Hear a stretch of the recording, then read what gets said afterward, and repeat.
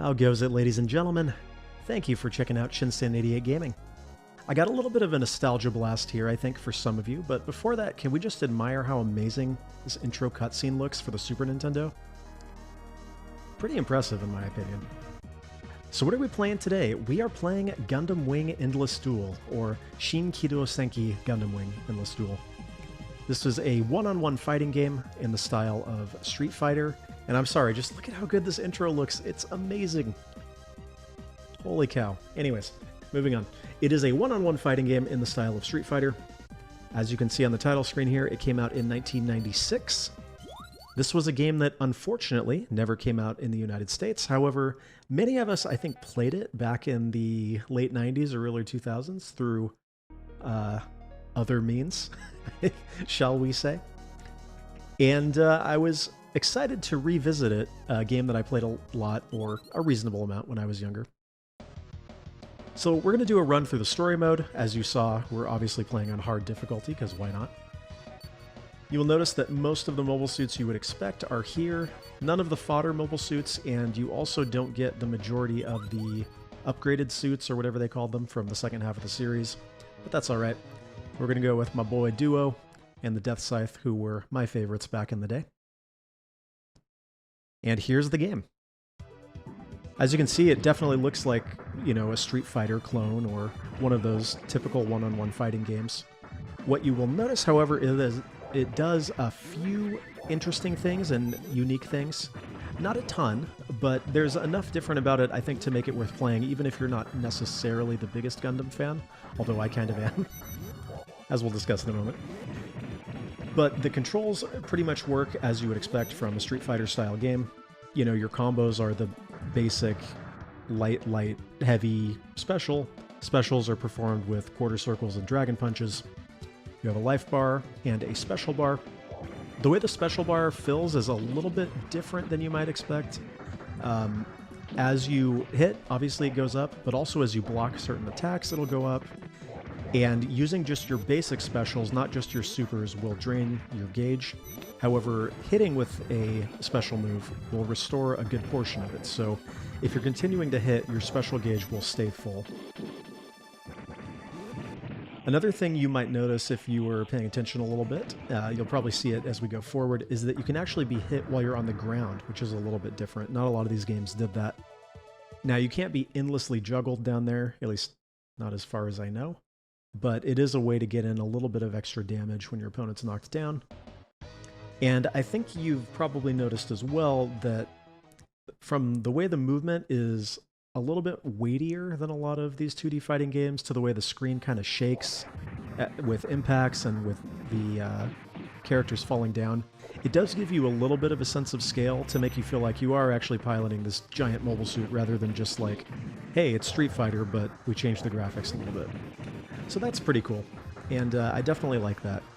Can we just look again at how great these graphics look? I mean, this is a 16-bit game, and with the exception of maybe some of the backgrounds that don't scroll all at the same time, like there's a little bit of parallax, but not a ton, you could mistake this for a 32-bit game, I would think.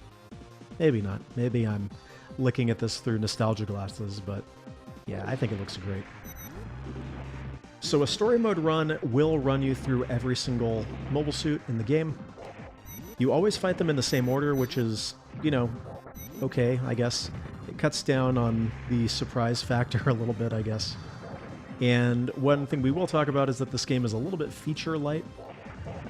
So there's not too much to do, and I guess maybe if you fought the enemies in different order, that might make it a little bit more dynamic to play through, but maybe, I don't know. Is that really that big a deal? Probably not. Otherwise, we will just go all the way through. You'll get to see a sampling of every single mobile suit in the game. And notice how the difficulty ramps up to the point where a couple of the enemies are a little bit unfair, but we'll worry about that when we get to them. So let's talk about the actual game itself. Obviously, it did come out in 1996. I did my usual tiny bit of research before going into this. Not a ton. I'm not an expert on this, but I did a little bit of research on the development and the history of this game, which usually means looking at Wikipedia, and maybe the source is listed in Wikipedia. So don't expect a comprehensive history here, but this was obviously published by Bandai, them owning the rights to Gundam. But it was developed by Natsume, which is actually pretty cool. They've made a lot of games over the years. I think... Are they still around? I think they actually are still around, which is really cool. But some of the other games that Natsume has developed that you might know are Pocky and Rocky 1 and 2 for the SNES. Wild Guns, that's a cool one. Not one that I've actually played a lot of. The Ninja Warriors, some Power Rangers games, which I guess makes sense given the context of this. They did Tony Hawk 1 and 2 for the Game Boy Color, which, okay, we'll call those a miss. But yeah, they developed games for numerous systems. There's a Harvest Moon game in here, a couple Harvest Moon games, in fact. A little bit of what you might call shovelware, but definitely some beloved games in here as well. So they obviously developed it, came out in '96. A somewhat interesting fact that I found was that this was one of the last games to come out on the 2 megabyte cartridge, or 2 megabit cartridge, rather. So that's something.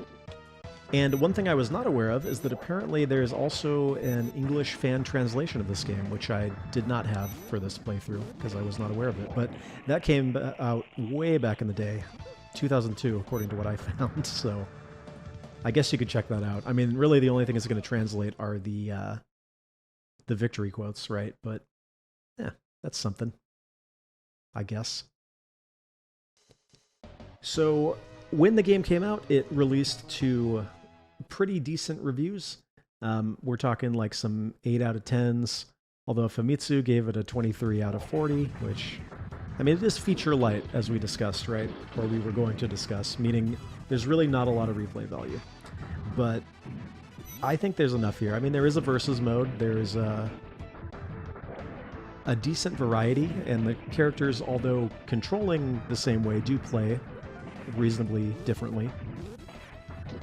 They seem to be, for the most part, although obviously I've never played this competitively, they seem to be relatively balanced.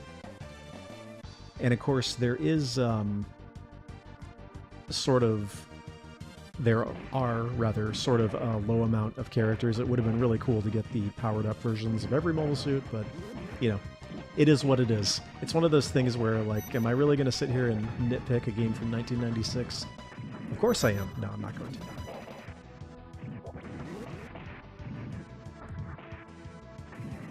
So at this point, you kind of got a feel for what this game sort of is, I guess. If you're into Gundam, I would say it's a must-play. If you're not into Gundam, probably still worth checking out. It does enough things differently, as I said, to be a little bit interesting. But let's talk about Gundam itself. I've put a few Gundam games on the channel at this point. Most notably, I think, was the Gundam Side Story game on the Dreamcast, which was another one from my childhood. I have a full playthrough of that and a long play that actually a lot of people have been watching, relatively speaking. I'm a pretty big Gundam fan. I've seen everything through Char's Counterattack. I'm talking chronologically and also release order, so OVAs and spin-offs and alternate universe stuff. Although I haven't seen every Gundam, so I haven't seen Gundam X. Actually, I haven't seen Turna Gundam. I haven't really seen The Seed, but I'm not that interested. One of my favorites is definitely a recent one, Gundam The Origin. 8th Mobile Suit Team, definitely one of my favorites. And of course the original. Definitely just a big Gundam guy in general. I love Universal Century, perhaps the most. But with that in mind, I actually went back and rewatched Gundam Wing not that long ago. Like many, I saw it when it was on Toonami back in, was that the late 90s, I guess? Or early 2000s, I think. I think it was late 90s. So that was the first Gundam that I saw. Nope, according to this, it was 2000, so I was close. That was the first Gundam that I saw, like probably many. Afterwards, I'm dating myself a little bit here, but I was actually able to get the original Gundam movie trilogy on VHS. So, yeah. I remember it was dubbed and it was awesome because Bright had a British accent, which sort of required. Of course, afterwards I started watching subs, so it didn't matter all that much. But with that in mind, yeah, I went back and rewatched Gundam Wing like maybe a year or two ago, and I enjoyed it. It wasn't as good as I remembered it being, which, you know, is probably to be expected. I definitely didn't like it as much as some of the other Gundam series, but certainly worth watching. And honestly, like, kind of a good intro to Gundam, because it does have a lot of elements of the original UC series. Obviously nods, like characters that reference other characters and plot points that reference other plot points, but it's nice as a self-contained kind of series, and Endless Waltz, I think, is really great. Although it could have been a little longer, maybe, but yeah, definitely the best part of Gundam Wing, I think, was Endless Waltz. I remember back in the day, I know we're not even talking about the game at this point, but I just want to talk about Gundam a little bit.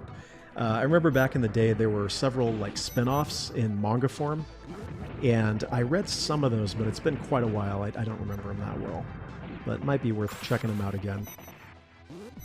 Mercurius is really annoying to fight, although I guess if you watch the show, that seems appropriate. There's this one attack that I've succeeded in interrupting so far where it actually puts a shield on itself, and it's really annoying. So that's pretty cool. Except it's not cool at all. Some of these fights are, at least towards the end, are definitely a case of you want to finish them as quickly as possible to give the opponent as little time as possible to do dumb stuff. And there's the getting hit on the ground being used against me. Using my own spells against me, Mercurius, or something. But anyways, that's sort of my history with Gundam. If you are somebody who happens to be watching this video, maybe just because you're interested in my YouTube channel and haven't watched Gundam before, as far as where to start, I would say that Wing is actually not a bad place. I think a lot of people would probably take issue with that, but I don't necessarily think Wing's a bad place to start. Just know that it's self-contained and has nothing to do with any of the other Gundam series. Personally, I'd probably start with the movie trilogy for the original Gundam. The story's really good. The animation is cleaned up a lot from the show, which was really rough in some parts. And you get introduced to the characters that are, in my opinion, quite iconic. And when you think about it, there was like a 20-year, essentially, saga of the original Gundam storyline, which is pretty epic, actually. Otherwise, if you want some other recommendations, 8th Mobile Suit Team is pretty much self-contained. It's a side story that takes place at the same time as the original, and it's essentially Gundam Vietnam, which is pretty cool. Definitely, like, more adult-oriented than some of the other Gundams. Like, we're talking lots of violence, some nudity, and such, which might have just sold you on it, in fact. But that's a really good one. I like Zeta and the second half of Double Zeta. However, there's no use in watching those until you've seen the original. And Gundam The Origin I really love as well. However, again, if you haven't seen the original, I would not watch that.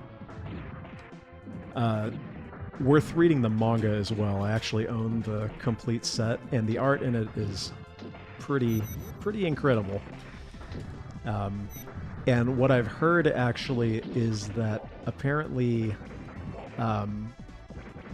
the artist, who was Yoshikazu Yasuhiko, I believe. Let me look it up. Yes? Yes? Okay, yes. Apparently he doesn't, like, storyboard. He just straight up draws stuff, is what I've heard, which is kind of incredible. So, worth checking out. It's sort of an alternate telling of the original series. Oh boy, we're at Wing Zero now. Who has this giant freaking Shinku Hadoken move, but we won't worry about that. So anyways, those are the rapid, where do I start with Gundam? Oh, okay, there it is. Dang it. The good news is there are a lot of, alternate universe Gundams, so I think a lot of people have discovered Gundam from different series. And because, there are so many alternate universe Gundams, there are many different places that you can start and then decide if you like it or not. I haven't seen, tons of mecha anime. At least, I'm not so into Super Robot, but I have seen a decent amount of mecha anime, I guess, and I tend to like the ones that are a little bit more grounded in the, a little bit more grounded, a little bit more gritty, versus the Super Robot style, and that was one of the reasons that I think Gundam took off in the first place. But anyways, we're actually almost through the game here. Like I said, it's a relatively quick playthrough. In fact, it really, despite not having that many characters, the fact that you have to fight all of them on every playthrough does extend the length a little bit. By the way, I didn't mention this, but it is kind of cute that the win icon under your life bar there is the W from Wing. That's cute. Good job, guys. Ah, yes, the Epion. So if you recall in the show, this was sort of the big bad mobile suit at the end. And the boss is complete bullcrap, actually. You'll notice that we didn't have this character on the character select screen. That special move has nothing to do with the show. It's just something they added for the game. But yeah, this guy will destroy your world and then some. So generally what you got to do is keep the pressure on. Like any good fighting game final boss, it does have some kind of cheap, unfair moves, which is great.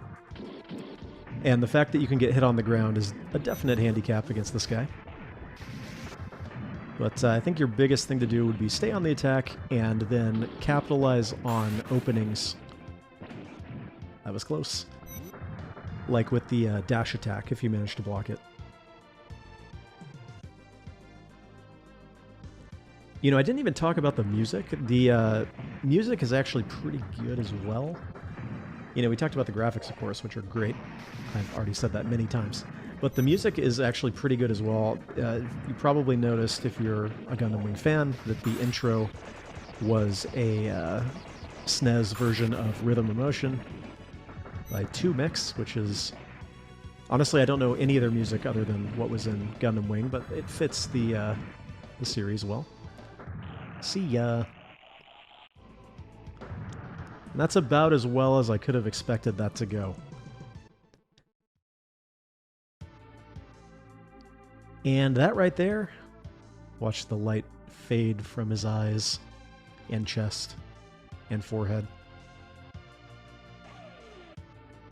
Definitely got some Mega Man X vibes from that one. Anyways, that is Gundam Wing Endless Duel. Definitely worth checking out, whether you're looking for that little hit of nostalgia, having played this back in the late 90s, early 2000s, or you're just a Gundam fan, or even you're just a guy who likes somewhat, guy or gal who likes slightly more obscure fighters that do something a little bit different. Definitely worth checking out. Now, typically here what I would do is leave you with the credits, and that is what I'm going to do. However, there's a little thing at the end that gives you a secret unlock. You can actually play as the Epion, even though we didn't have it in the character select. However, there is unfortunately a catch in that you can only play as the Epion in versus mode, which is kind of lame. I feel like you should be able to play through story mode, but again, I'm not going to go back in time to 1996 and change it, I guess. Maybe someone should make a ROM hack. That would be good. It should be relatively simple, right? I don't know. Anyways, everybody, somewhat short video, but a game that, again, is very nostalgic for me. Let's go ahead and get some dialogue that nobody here can read. Something no Epion got... Yeah, my Japanese reading skills are not enough to read that before it goes away. But anyways, he'll give you the code, and I will send you on your way. Thank you very much for watching. I'll see you on the next video. God bless.